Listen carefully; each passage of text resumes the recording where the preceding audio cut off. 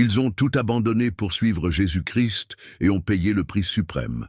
Leurs vies ont été marquées par une foi inébranlable, des épreuves intenses et un héritage qui résonne à travers les siècles, façonnant l'histoire du christianisme.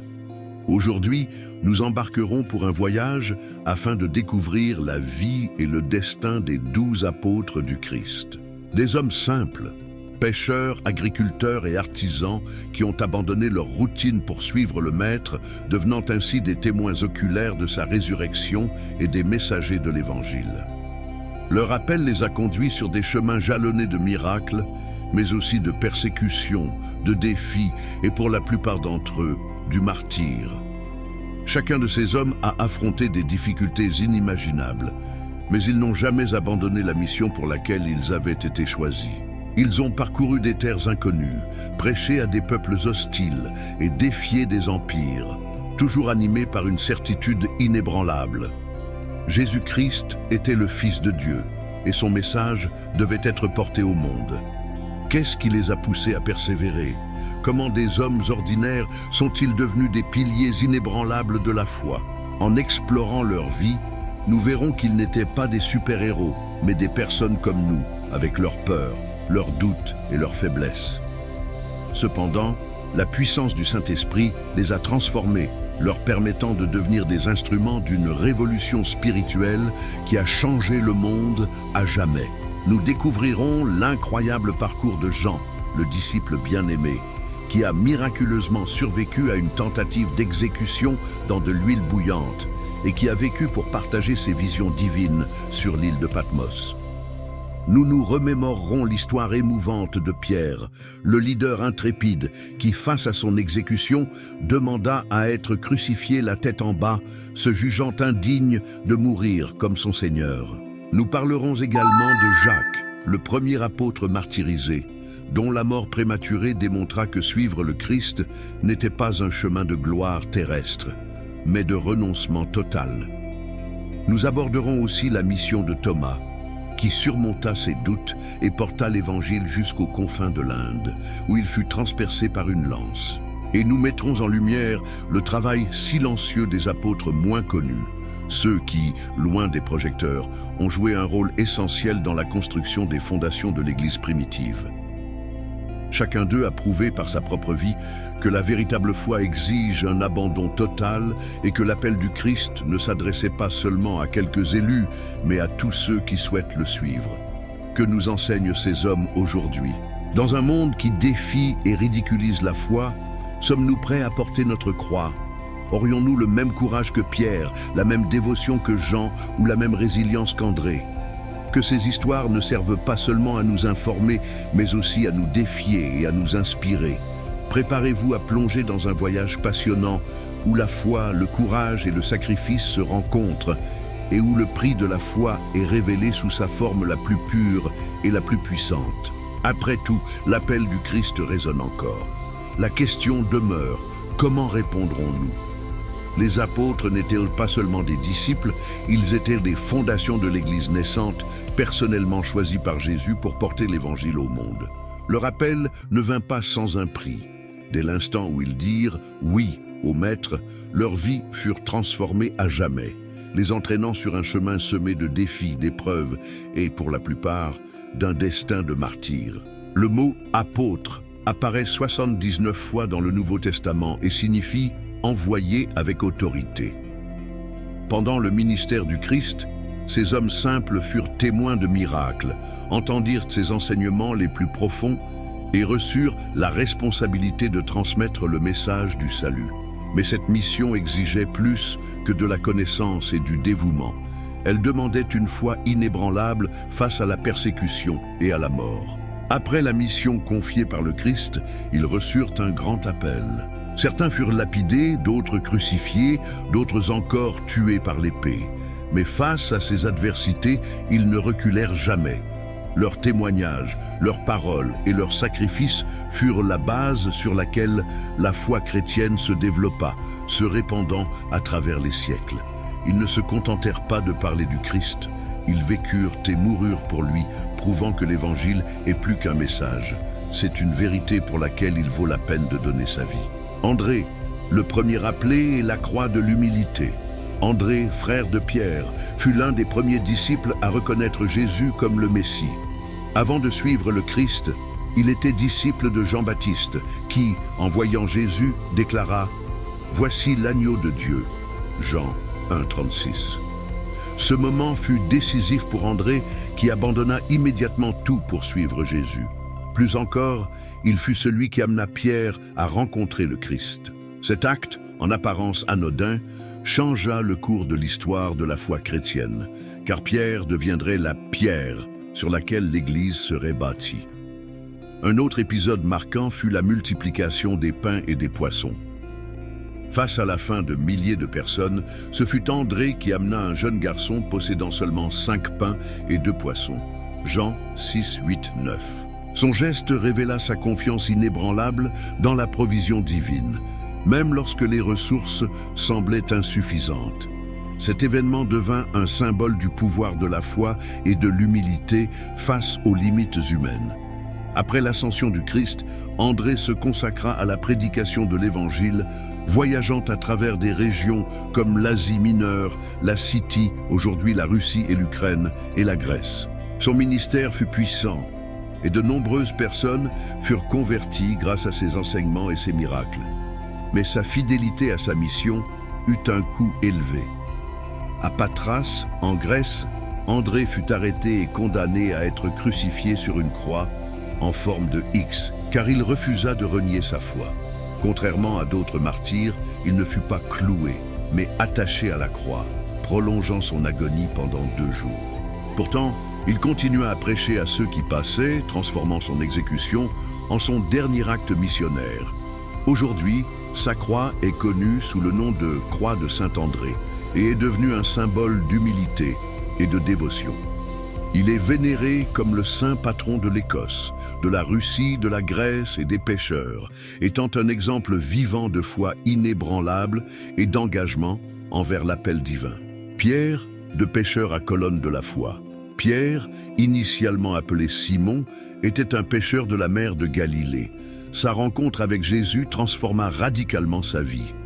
Impulsif et passionné, Pierre parlait souvent avant de réfléchir. Mais il démontrait aussi une foi ardente. Il fut le premier des disciples à déclarer.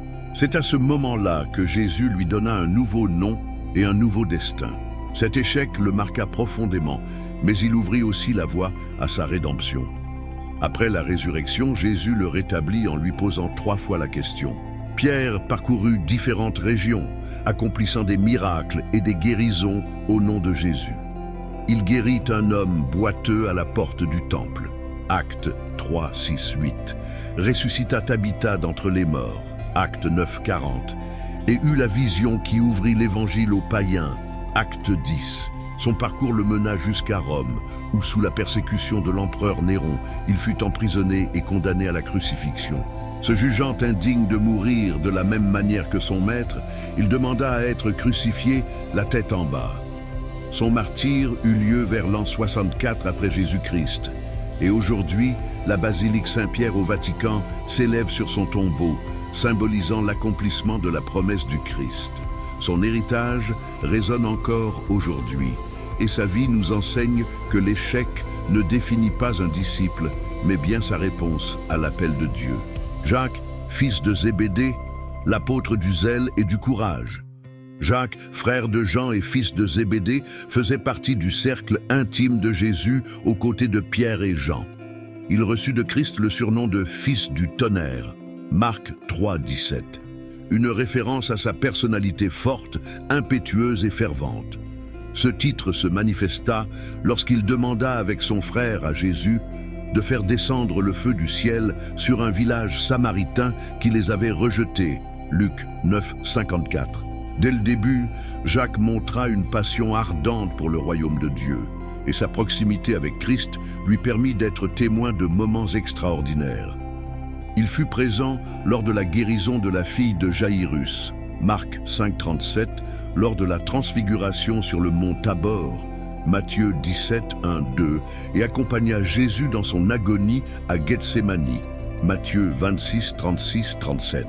Après la résurrection, Jacques se consacra à la prédication de l'Évangile avec une grande audace, attirant rapidement l'attention des autorités. En l'an 44 après Jésus-Christ, il devint le premier apôtre à être martyrisé, étant décapité sur l'ordre du roi Hérode Agrippa Pium. Acte 12:2. Son exécution fut une attaque directe contre la direction chrétienne, mais loin d'affaiblir la foi, elle renforça encore plus la conviction des disciples du Christ.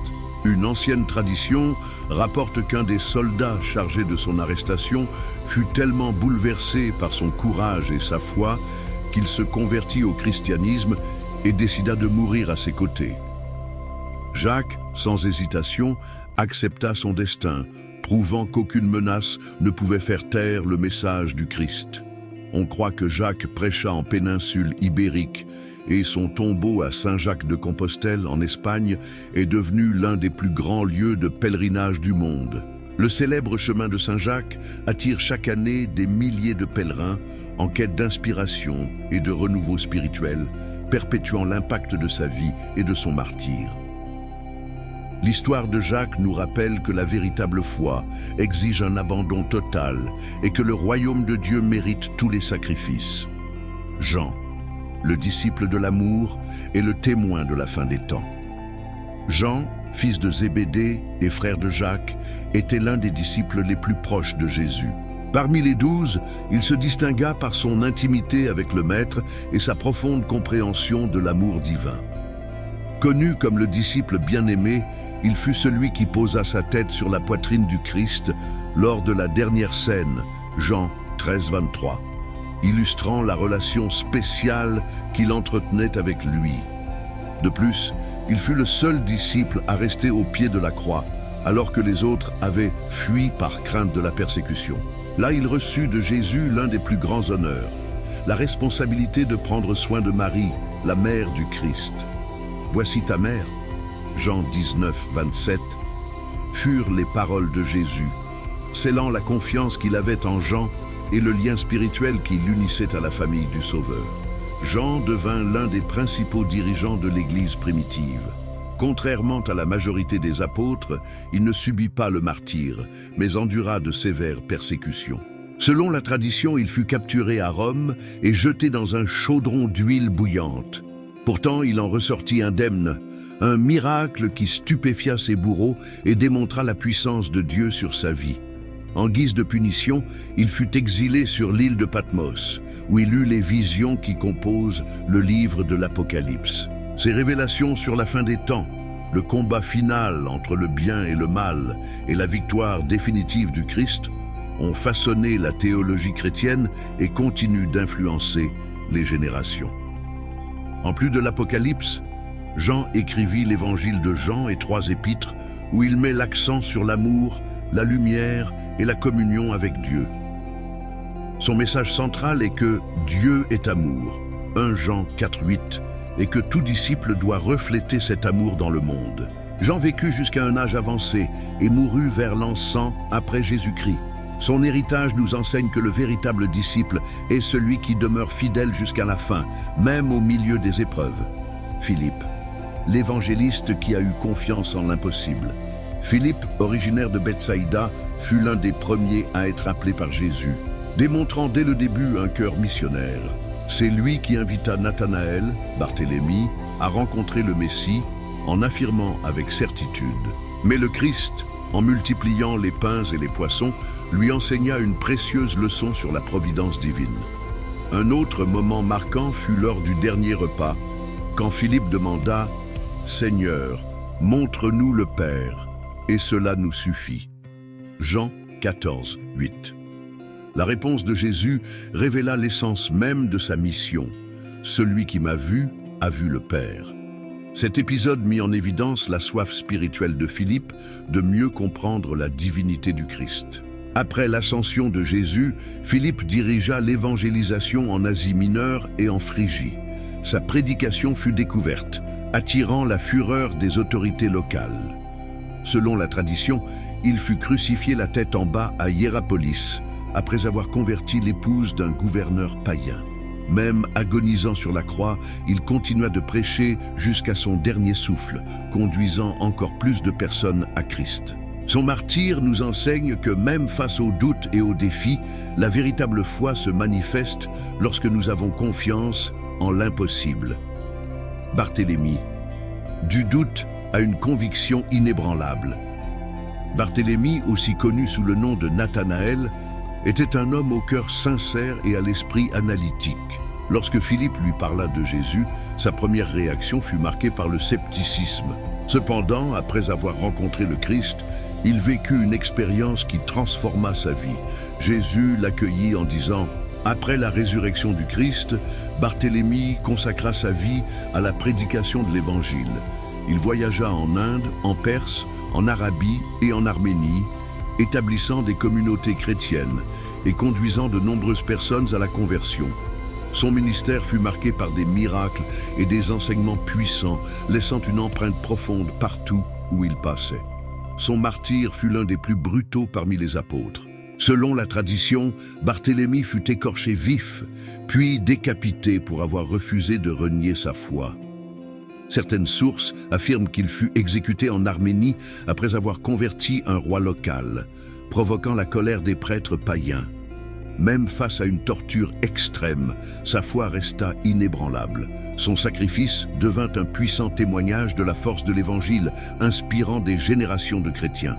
Aujourd'hui, Barthélemy est vénéré comme un symbole de résistance et d'engagement absolu envers le Christ, nous rappelant que la véritable foi ne fléchit pas devant l'adversité. Matthieu, le collecteur d'impôts qui trouva la grâce.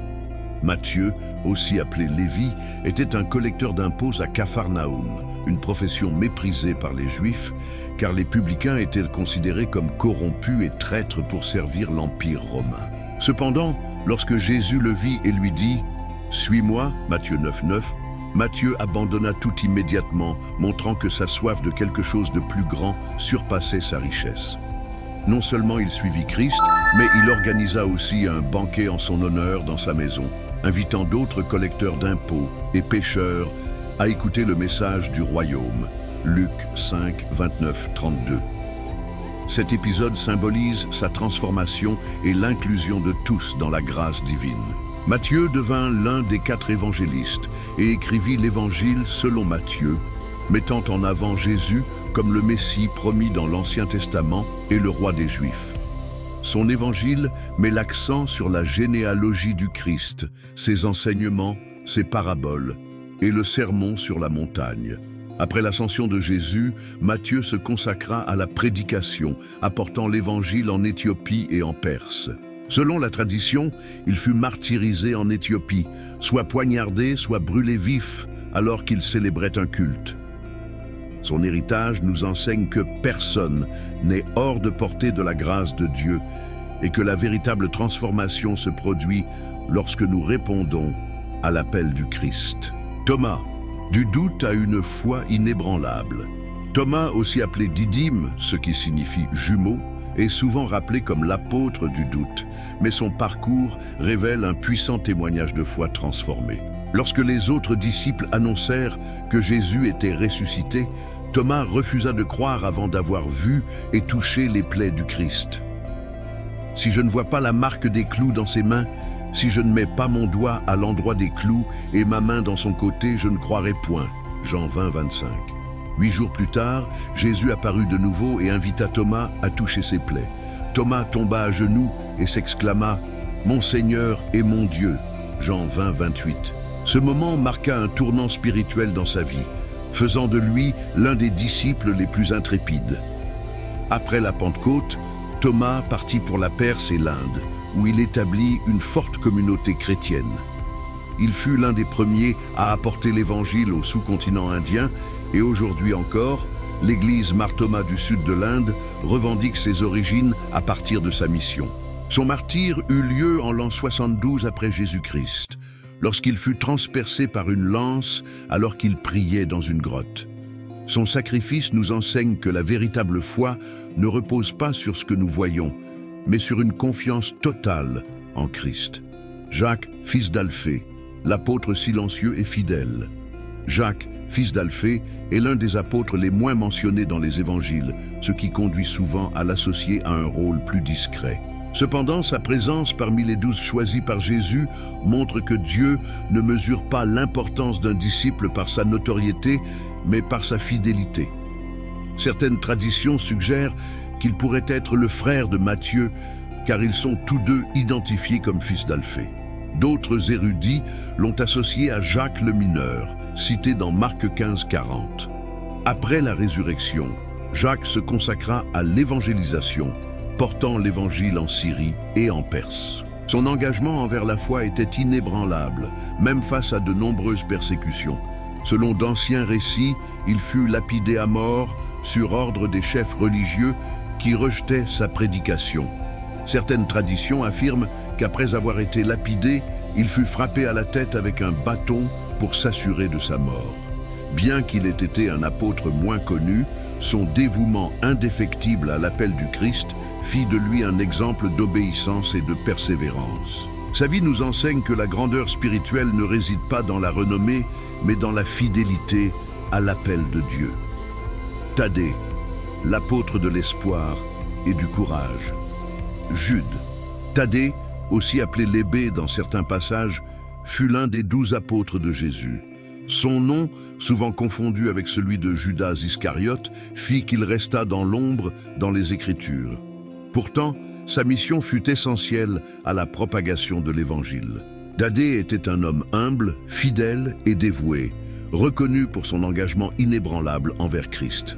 Dans les Évangiles, il apparaît questionnant Jésus lors du dernier repas. « Seigneur, pourquoi te manifesteras-tu à nous et non au monde ?» Jean 14, 22. Cette question reflète son profond désir que toutes les personnes connaissent la vérité de Christ. Après l'ascension de Jésus, Thaddée se rendit en Mésopotamie, en Syrie et en Arménie, où il convertit de nombreuses personnes, réalisant des miracles et des guérisons extraordinaires. Son ministère fut marqué par la puissance du Saint-Esprit, attirant même des dirigeants et des prêtres païens à la foi chrétienne. Cependant, sa prédication dérangea les autorités locales et il fut martyrisé brutalement. Certains récits affirment qu'il fut lapidé à mort, tandis que d'autres disent qu'il fut frappé à coups de massue. Aujourd'hui, Thaddée est connu comme le saint des causes impossibles, invoqué par des millions de fidèles au fil des siècles. Son témoignage nous enseigne que même ceux qui semblent méconnus ont un rôle fondamental dans le royaume de Dieu. Simon le Zélote, de la rébellion à la mission d'amour. Simon, connu sous le nom de Zélote, faisait probablement partie du mouvement révolutionnaire des Zélotes, un groupe juif qui résistait à l'occupation romaine et prônait la libération d'Israël par la force. Son choix en tant qu'apôtre témoigne de la transformation radicale opérée par Jésus, car Simon passa d'un militant nationaliste à un prédicateur de paix et du royaume de Dieu. Contrairement à Judas Iscariote, qui partageait peut-être des idéaux politiques similaires, Simon accepta que le véritable royaume n'était pas terrestre, mais spirituel. En suivant Christ, il comprit que la révolution de Jésus ne se faisait pas par les armes, mais par l'amour, le pardon et la prédication de l'Évangile. Après la résurrection du Christ, Simon prêcha dans diverses régions, notamment en Égypte, en Afrique du Nord et en Perse. Certains récits indiquent qu'il évangélisa aux côtés de Thaddée, portant un message de salut à des territoires hostiles au christianisme. Son martyre varie selon les traditions. Certaines sources rapportent qu'il fut scié en deux en Perse, tandis que d'autres affirment qu'il fut crucifié. Quelle que soit la manière de sa mort, Simon resta fidèle jusqu'à la fin, prouvant que Dieu peut transformer même les plus fervents révolutionnaires en messagers de paix et de grâce. Judas Iscariote, le choix qui mena à la perdition. Judas Iscariote est l'une des figures les plus controversées de la Bible. Il fut choisi par Jésus pour être l'un des 12 apôtres, marcha aux côtés du Maître, fut témoin de ses miracles et reçut son enseignement. Pourtant, son histoire resta marquée par la trahison qui mena Christ à la croix. Son nom, Iscariote, pourrait indiquer son origine de Kériote en Judée, ce qui ferait de lui l'un des rares disciples non galiléens. Il était le trésorier du groupe, chargé d'administrer les fonds et les actions financières. Cependant, les évangiles suggèrent que Judas était avide, car il volait l'argent commun, Jean 12, 6. Son attachement à l'argent fut sa ruine. Poussé par l'ambition, ou peut-être par la frustration face au plan de Jésus, Judas négocia la remise du maître au chef religieux pour 30 pièces d'argent, Matthieu 26, 14, 16. La nuit de la trahison, à Gethsémani, il s'approcha de Jésus et le livra par un baiser, scellant ainsi son pacte avec les prêtres. Matthieu 26, 48, 50. Après avoir vu Jésus condamné, le remords s'empara de Judas. Il tenta de rendre l'argent aux prêtres, mais fut rejeté. Désespéré, il jeta les pièces dans le temple et se pendit. Matthieu 27, 3, 5. Son histoire est un avertissement pour nous tous. Le péché sans repentir mène à la destruction. Si Judas avait cherché le pardon de Christ, comme Pierre après l'avoir renié, il aurait pu trouver la rédemption. Mais il choisit le désespoir plutôt que la grâce, prouvant que le libre arbitre peut nous mener au salut ou à la perdition. Les apôtres, des colonnes inébranlables de la foi. Les apôtres n'étaient pas seulement des disciples, ils furent des piliers inébranlables de la foi, des hommes qui embrassèrent la mission du Christ et donnèrent leur vie pour que l'Évangile nous parvienne. Chacun d'eux parcourut des terres inconnues, affronta des persécutions et versa son sang pour que le nom de Jésus soit proclamé parmi les nations. Ils n'avaient ni richesse, ni armée, ni statut politique. Ce qu'ils possédaient, c'était une foi inébranlable, une certitude brûlante que Jésus-Christ était la vérité, le chemin et la vie. C'est cette vérité qui les soutint face aux tortures, aux prisons et aux exécutions les plus cruelles. Pierre fut crucifié la tête en bas, mais son témoignage resta debout. Jacques affronta l'épée avec courage, prouvant que le martyre n'est pas une défaite, mais une victoire. Thomas traversa des continents, portant l'Évangile en des terres lointaines où il mourut pour sa foi. Jean survécut à l'huile bouillante et vécut pour écrire sur la gloire à venir. André, Philippe, Barthélemy et les autres apôtres suivirent le même chemin. La croix avant la couronne, le renoncement avant la récompense, le sacrifice avant la gloire éternelle. Et aujourd'hui, l'appel résonne encore. Nous ne sommes pas persécutés comme ils le furent. Nous ne faisons pas face à l'épée ni à la croix romaine. Mais nous vivons dans un monde qui rejette la vérité, qui se moque de la foi et tente d'effacer le nom de Christ. Face à cette réalité, une question se pose. Cela signifie aimer comme Christ a aimé, dire la vérité quand le monde préfère le silence et rester ferme lorsque la foi est mise à l'épreuve. Le sang des apôtres n'a pas été versé en vain. Leur mission ne s'est pas arrêtée à leur mort, elle se poursuit à travers nous. Si ceux qui marchèrent aux côtés de Jésus lui donnèrent tout, que sommes-nous prêts à offrir? L'Évangile nous est parvenu parce qu'ils furent fidèles. Désormais, c'est à nous qu'incombe cette responsabilité. Et vous, êtes-vous prêts à répondre à l'appel?